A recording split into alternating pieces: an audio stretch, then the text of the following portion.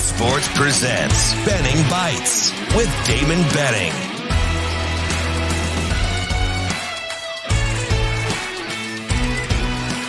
Benning Bites with Damon Benning.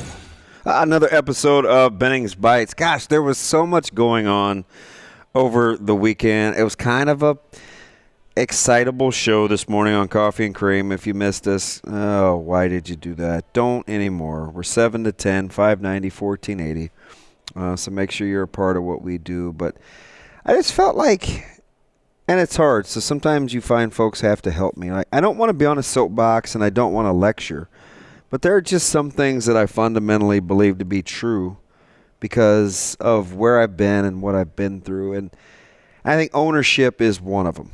Right, the whole Super Bowl, the call, the no call, telling fans how to act, what to do, what not to do, protocol, boo, not boo. Like, it's such a fine line when we start telling people how to behave, right? And in full disclosure, like on the other side of it, if you find people out there have ever heard me, one of the things that always bothered me and bothered a lot of my teammates, full disclosure, is the whole standing and cheering for opponents as they leave the field. It's cool and it's neat and it's okay when you're winning, right? And we were winning, so we went along with it, but it wasn't always like deep down what we wanted to have happen.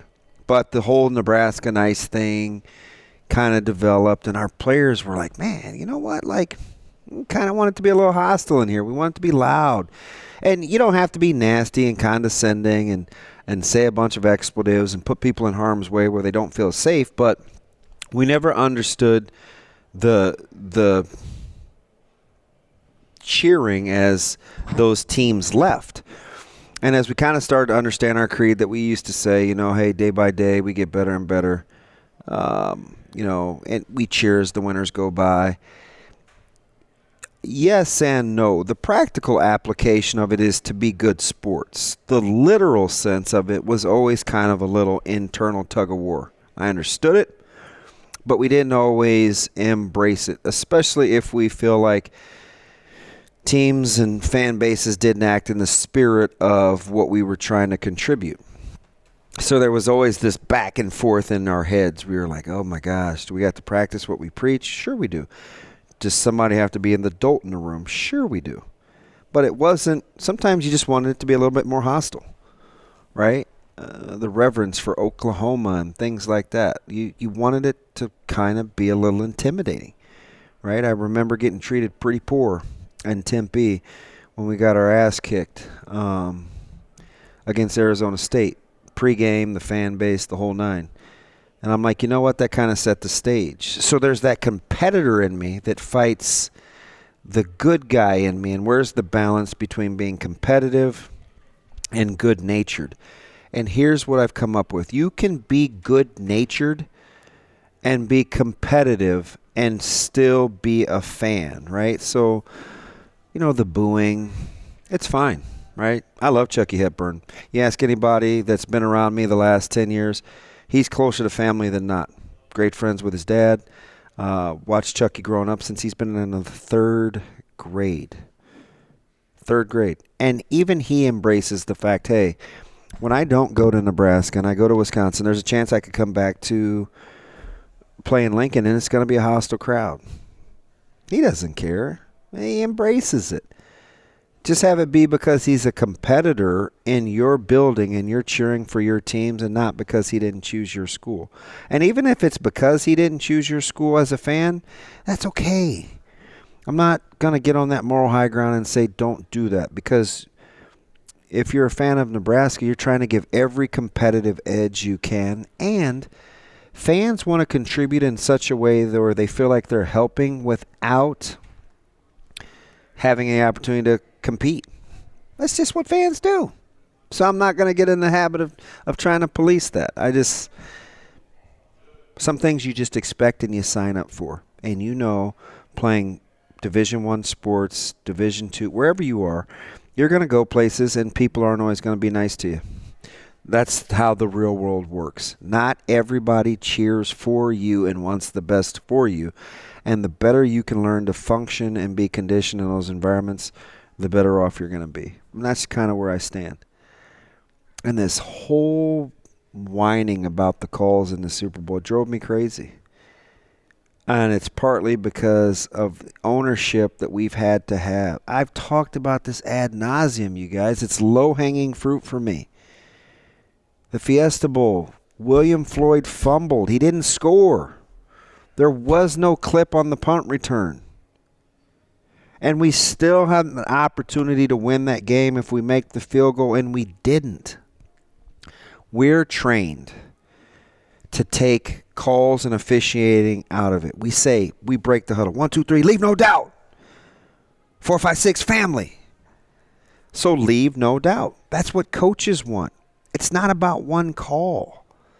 If it boils down to one call, we failed as coaches and players. We didn't do it right. And in the ultimate team game, the worst thing that we could do is make it about what somebody else did. It's just not what they're about. It's not what coaches are about. And it's at least the good ones. No BCD. There is no blaming, complaining, deflecting.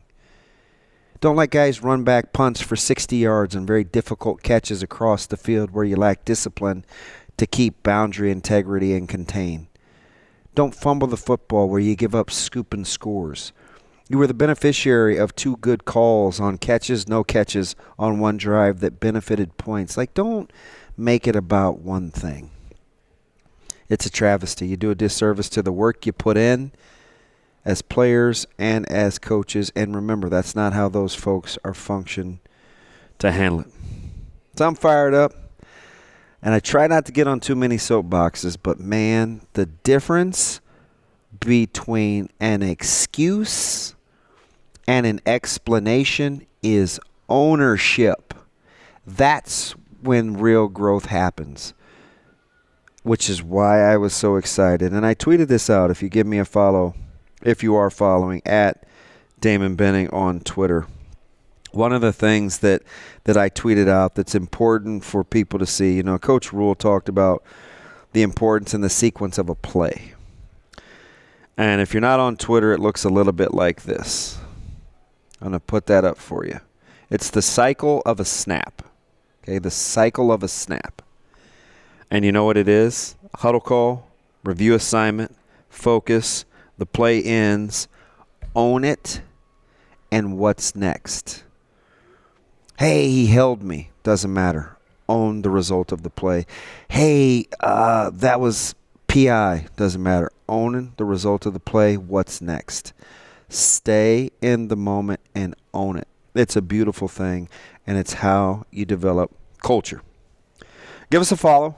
I'm at Damon Benning. My partner's at Andrew Rogers. Coffee and Cream in the morning. We're 7 to 10.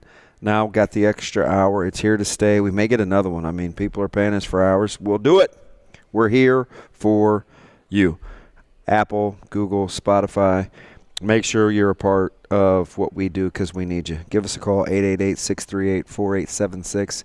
You can DM me. They're open. You can get us at Hurrdat Sports. That's another thing, too. Or you can get at Andrew Rogers. And I mentioned he's at Andrew Rogers TV. It's another episode of Benning Bites.